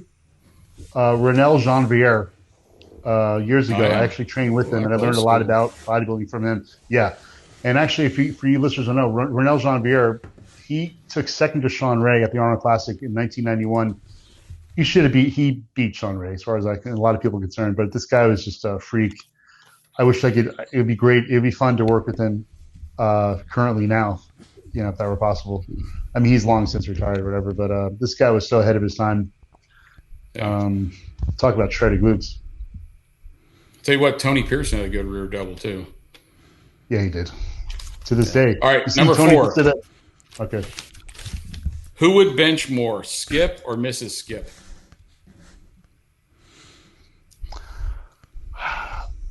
I gotta say, Mrs. Skip. Yeah, He's a That's my winner. answer. Ding, ding, ding. I think you're right. Yeah, I'm going with that. Mrs. Skip. I think that was going with Mrs. that's Skip. your final answer. I think Yeah. you're correct. That's my first and final. That's the impulse and the final. Yeah, I'm going with Skip. Well, that was my Ask DK segment. I like that. That was good. You actually and you prepared that too. Yeah, I thought of all those in like a minute. That was good. That was very good. Yeah. So that'd be interesting. Put him on the spot a little bit. Yeah. Yeah, we'll do So- that. I'll hit you up next time. So what's going on now? So we just had nationals, which is traditionally the last NPC, pro qualifier of the year, but that's not the case, right? We have what's coming up next, and you're heading there, right? USA. Well, first this week we're going to go fly to my wife's aunt's place in Titusville, Florida. We'll be there, and then we come back, and then the USA. Fingers crossed they keep it in Vegas. Yeah. Which is so weird. It's so surreal to talk about the USA being after nationals Yeah. and before the Olympia. So everybody knows. Then the following weeks, I'm going to come home, be home for 3 days, and then fly to Orlando for the Olympia, which, as everyone knows, the Olympia has now been moved to Orlando, which is evidently at the same venue that they just had nationals at this weekend. So I just pulled up. I downloaded some of the pictures of your clients, and I'm having a hard time grabbing them right out the gate here. I'm gonna pull them up though. Who's the black dude that you're working with? Chris Robinson. He's doing supers. Super That's a heavyweight. bodybuilding name there. Yeah, it Chris is, isn't it? Yeah, Eddie Robinson, Robbie Robinson. Here's another Robinson, Chris Robinson. Yeah, Where's he out of? he's out of Las Vegas, and he'll be doing the super heavyweight class. Nice. Big guy. Big Freaky guy. guy. Yeah, he's a Oh, freaky cool. guy. I figured out how to get to him. I just pulled these off of your WhatsApp that you sent me. What about? Oh, it's gonna take me a minute. Who's that other guy? Steve Krukenberg is doing heavyweights. Okay. Yeah, now that both of these guys look pretty incredible. Oh, here we go. I got them. Now if I can get back to you guys. Boom. There we are. There we are. So here was, what was the first guy's name? Chris Robinson. This isn't the best picture of him. He's doing like a side double in his bathroom. I've seen other shots of him where he's looking, I mean, this is incredible. Don't get me wrong. But I've seen him like posing a little bit better than this. Because his arms are huge. It's like because it's in the bathroom. He's kind of twisted sideways and stuff. But I mean, he looks like he's in great shape. And yeah, he's got crazy arms, crazy legs, crazy shape in general. Yeah, he's very cartoon-like. What does he weigh? He's about 275 right now. Okay. How tall is he? He's 6 feet. He's been coming down slowly. His start-off weight, he maxed out weight-wise at 305 during the offseason. Okay. Athletic background? Yeah, football. A lot of football. So A lot of powerlifting. Yeah, that and football. And and that's obviously where his base structure comes from. Yeah, he has that. He has that core powerlifting build to him. Yeah, he does. His waist is like about half the size of mine. And this guy's a heavyweight. Yeah, no, Steve's a heavyweight. Yeah, he looks pretty incredible, man. He's in great shape. What's his Yeah, I'm stats? excited for him. He's How tall is he? He's about 5'9.5", 5'10", and he's probably 227 in that picture. Okay. Yeah, he's granite. Yeah, no kidding, man. How old is he? He's 32. Okay. He just turned 32. Yeah. What's his social security number? Yeah. So I'll give you the physical address. Yeah, he's both of them are very hard workers. That's cool. What man. gym is that? Is that gym by that's you? in San Diego. And with Chris Robinson, so my partner, Sam McQuay, my physique Inc. partner, he's been helping Chris tremendously with the posing. Like I do the prep, Nice. the foods and the prep, and Stan does all this, corrects his posing, and Stan's he was one of the best posers, period, himself. Yeah, he was. So it's been amazing him. Like what's great about Stan is that he can look at someone and just do minor adjustments. It just changes the whole look of how someone's presenting themselves. And I think a lot of bodybuilders, they forget how important presentation is. And it's like what Gary Udit and Steve Weinberger told me over the years. We can't judge what we can't see. Presentation is hugely important. So it's been great having Stan be involved with this for that. That's pretty cool. And you coach Stan all through his pro career, right? Yep, all of his 5 IFBB wins, we've been working together. Whew. So, and he won. How many IFBB wins do you have as a coach coaching someone? You probably haven't even counted, Dave, have you? It's been a good ride. And with Stan was really cool because he, keep in mind, like he won the 212 division started off in 2009, and it started off as the 202 division. Yeah. So Stan actually won the very first. It's called the Jacksonville Pro, and I remember that. Yeah, and he won the very first one. And then he came to Detroit. That was Dexter Jackson's. Then he won Detroit as the next one. That show was so weird, dude. But it was at Cobo Hall, and it was supposed to be like this big expo. And then it turned out to be like military recruiters, and I paid $10 to get in to see that. Yeah, so you could have just talked to me. Yeah, right. Yeah, right. So when he won that one, that was when the division was 210. Oh, and then and then when he won when he won 212, when they made the division go from 210 to 212, that was in upstate California, and that was the last qualification he did in that class. And then he won 2 shows in Classic. And that would have been like the Flex Lewis dominant era, probably, wouldn't it? Or he was in the tail end of that? No, like for example, like when David Henry was, who was the 212 guy, the 202 guy that won back then was, what's his name from New York? God, I'm blanking on his name. Just massive guy. He had to struggle to come down. No. No, not Jose. This black guy. I keep looking blanking on his name. He was Oh, the first. Kevin. Kevin English. Thank Kevin you. English. You have it in English, yeah. So that was the Kevin English era, and then Kevin the English last is time, crazy. He was crazy, and then last time Stan was as a 212. That's exactly right. That was when that was the Flex Lewis era, of course. I almost wonder if Stan would have done better now, because he used to have to go up against guys like Kevin English, guys like Jose Raymond, Yeah. And now, and keep in mind, nowadays though, like look at George the Bull. Like he could potentially be our next 212 Olympian, and he is so much more aesthetic, and that's what Stan was. It's funny. Well, those guys were cutting a ton of weight to make that class. Yeah, like those guys, like Kevin English was cutting a ton of weight. Yeah. It's funny when Stan's second Olympia, when the class was at that point was the 210 class, and it's funny because Stan finished 7th in 2 of those Olympias, the 210 and the 212. He actually finished 6th or 7th, and it's funny you say that about Kevin English, because he would have to. Remember, we saw Kevin at the gym. This is 3 days before the show, and he's got to make 210 because it was 210 at that point, not 212, the class.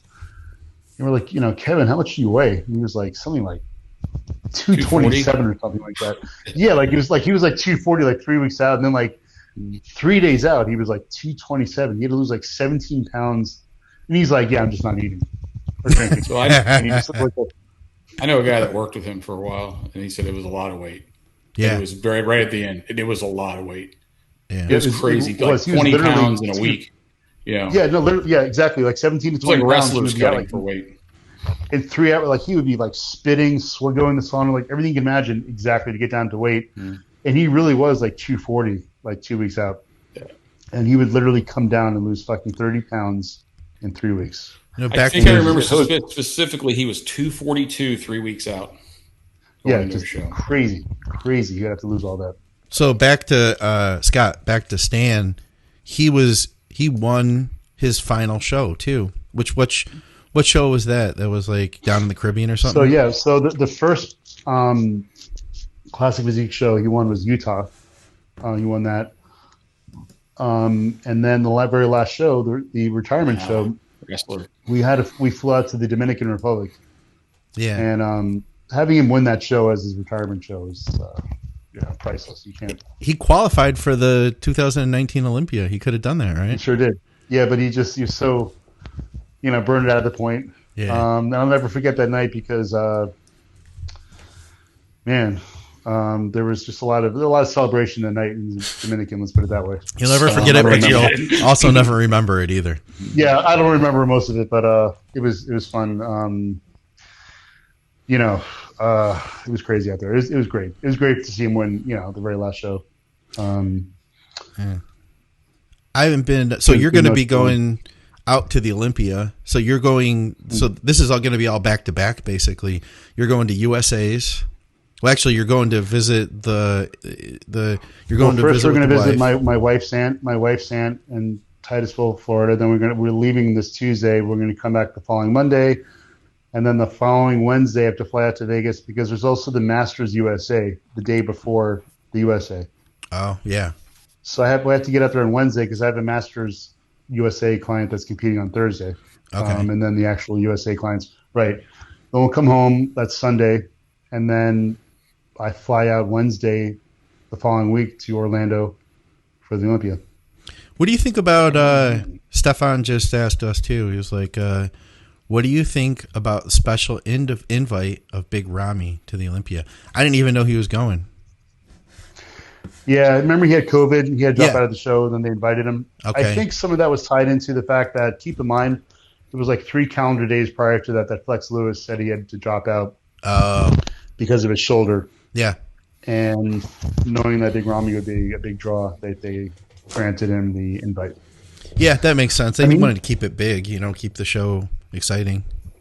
I mean, in other years, I don't really agree with it, but for this year, I think it's kind of cool that they invited him, and I don't have a problem with it. Do you think they could have opened that up more and done a few more invites? No, you know what? Because ironically, they actually, even though with limited shows this year, they actually pulled together a pretty good lineup.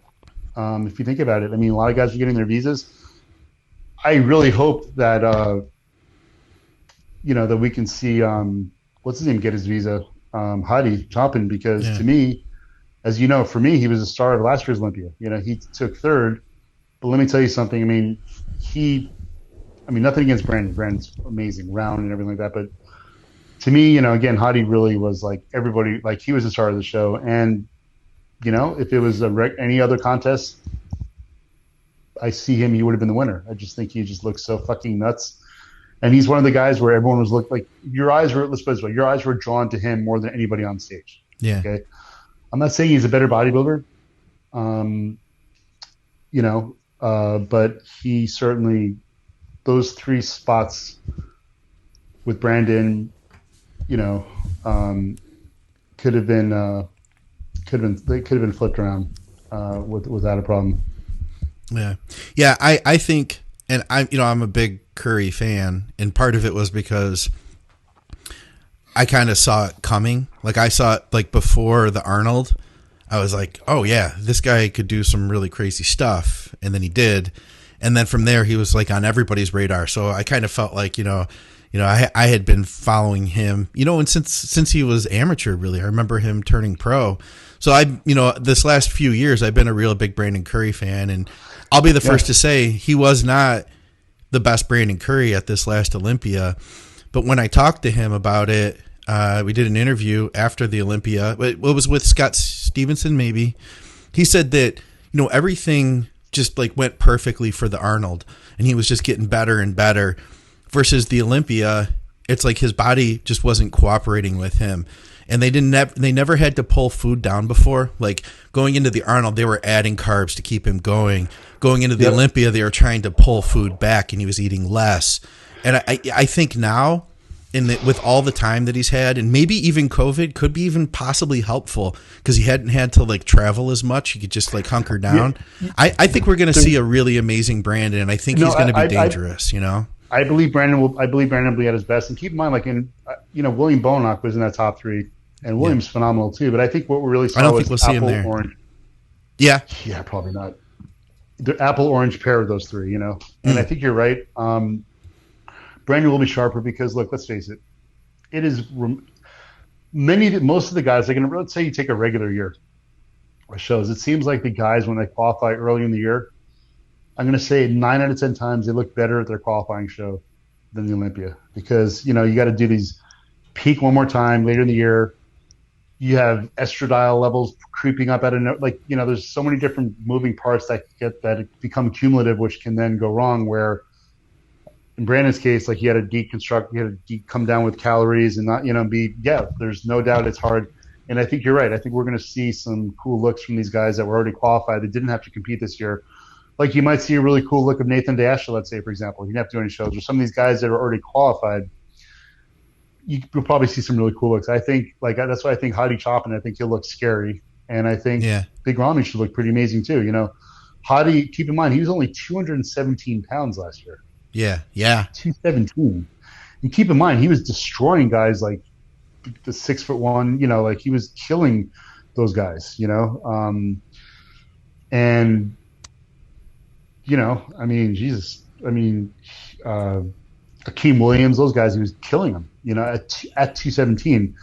And rumor has it he's going to be like, if he gets his visa, like 224, 225. That to me, if he's just as hard, which he will be, that's going to be fucking scary. Look, and I still think Phil Heath is going to win. My prediction so far in order.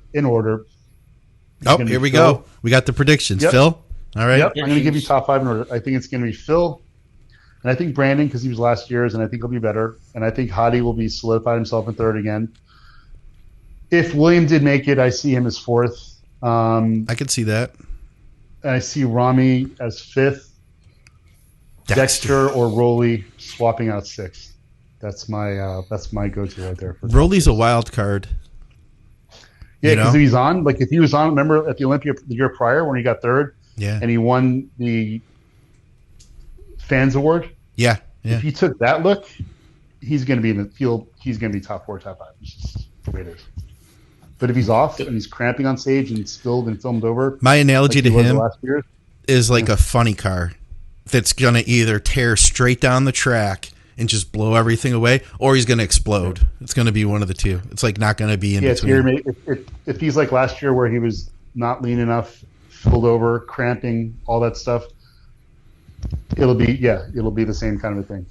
But if he's on like he was 2 years prior to that, and if you see his cheekbones sticking out during the meet and greet, he's going to be deadly. So you see Dexter is going to get pushed out of the top 6, previous Mr. Olympia.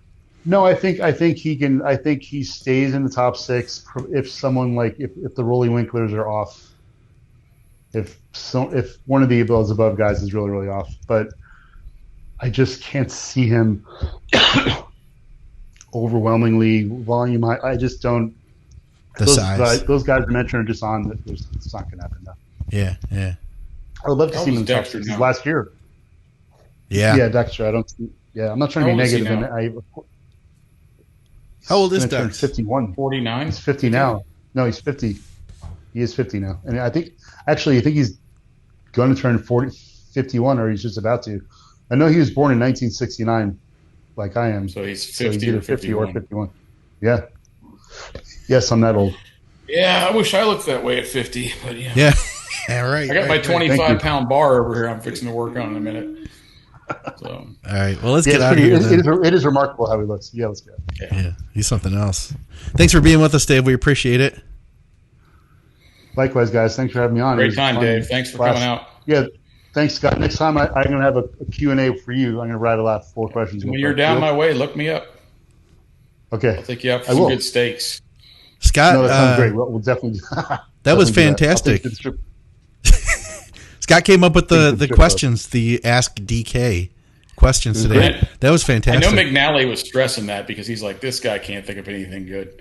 And I'm like, just let me do it. I text him. I go, let me ask him. He's like, what are they? I'm like, just let me do it.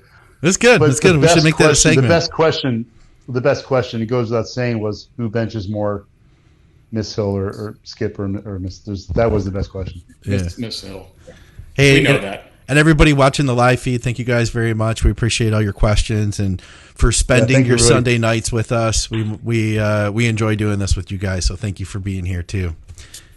With that said, for another episode of Blood, Sweat, and Gear with S2H and Dave Kalick, I'm Scott McNally. We'll see you guys. Thanks, guys. Later.